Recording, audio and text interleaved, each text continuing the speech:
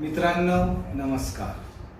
निपुण महाराष्ट्र अभियान 2025 या कार्यक्रमाअंतर्गत किंवा या अभियानाअंतर्गत विषय गणिताचा स्तरनिहाय विद्यार्थीनिहाय या ठिकाणी कृती आराखडा तयार केलेला आहे आणि हा कृती आराखडा तयार करण्यासाठी असे वेगवेगळे विविध उपक्रमाचा समावेश याच्यामध्ये केलेला आहे, जेणेकरून विद्यार्थ्यांना तो अध्ययन स्तर विकसित करण्यासाठी एक चांगला आनंद मिळेल, वेगवेगळ्या कृती मुलांना करायला मिळतील.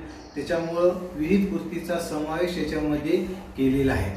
आणि दुसरा मुद्दा म्हणजे पालकासाठी काही सूचना, काही मार्गदर्शनपर काही मुद्देसुद्धा दिलेले आहेत.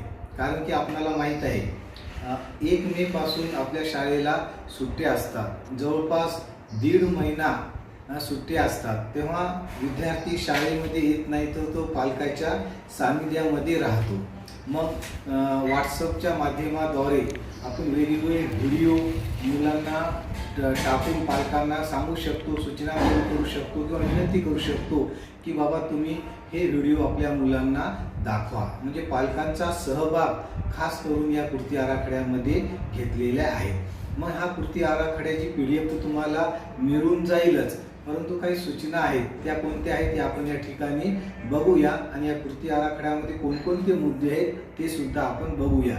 इयत्ता 2री साठी संख्याज्ञान 11 जे अध्ययन स्तर आहे त्याच्यासाठी उपयुक्तता आहेतच, परंतु 3री 4थी 5वी 6वी 7वी सुद्धा 11व्या स्तरापर्यंत हा कृती आराखडा आपल्याला उपयोगी पडतो. 12 13 पुढचे कृती आराखडा म्हणजे अध्ययन स्तरामधले जे मुद्दे आहेत ते थोडेसे वेगळे आहेत.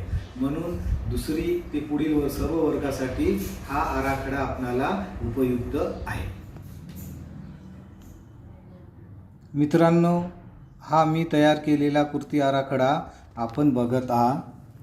निपुण महाराष्ट्र अभियान अंतर्गत कृती आराखडा कार्यक्रम. कौशल्य आहे संख्याज्ञान, अपेक्षित अध्ययन क्षमता आहे वस्तू मोजतो व 20पर्यंत संख्याबोध विकसित करतो. आपल्या शिक्षकाचं नाव लिहायचं आहे, तर शाळा, जिल्हा, तालुका. आणि सर्वात महत्त्वाचं म्हणजे तुम्हाला हा कृती आराखडा वेगळा रजिस्टरवर करायचा काम नाही, काही नाही. विद्यार्थ्याचे नाव रिकामी जागा ठेवलेला आहे, कालावधीसुद्धा रिकामी जागा ठेवलेला आहे. आणि विशेष म्हणजे हा प्रतिसाद सुरुवातीला 1-2 स्तरावर चांगला उत्तम दिलेला आहे, परंतु नंतरच्या याच्यावर तो विद्यार्थ्याची नोंदसुद्धा प्रतिसादसुद्धा रिकामा ठेवलेला आहे. जो तुमचा विद्यार्थी या ठिकाणी येईल त्याची प्रतिसादाची नोंद या ठिकाणी करायची आहे.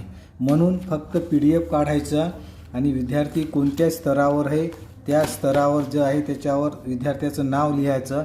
आणि समजा काही स्तरावर विद्यार्थी नसतील तर या ठिकाणी निरंक शब्द लिहायचा किंवा डॅश मारायचा.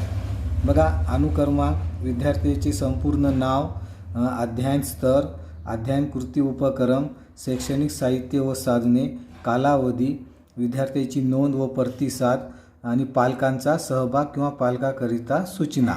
हा मुद्दा याच्यामध्ये टाकलेला आपल्याला लक्षामध्ये येत आहे. हा 1 स्तर झाला, हा 2 स्तर झाले. त्याच्यानंतर बघा, अनेक उपक्रम कृतीचा समावेश या ठिकाणी केलेला आहे जास्तीत जास्त. बघा, काही स्तरासाठी 15-15 16-16 उपक्रम कृतीचा समावेश केलेला आहे.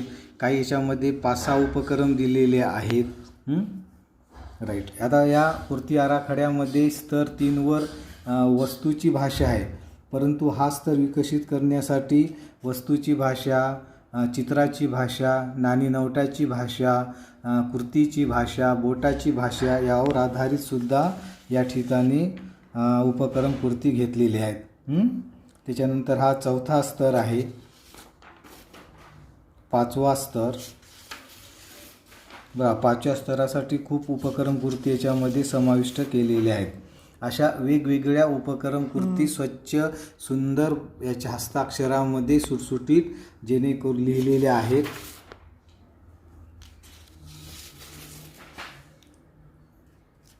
या ठिकाणी आपण बघत आहात.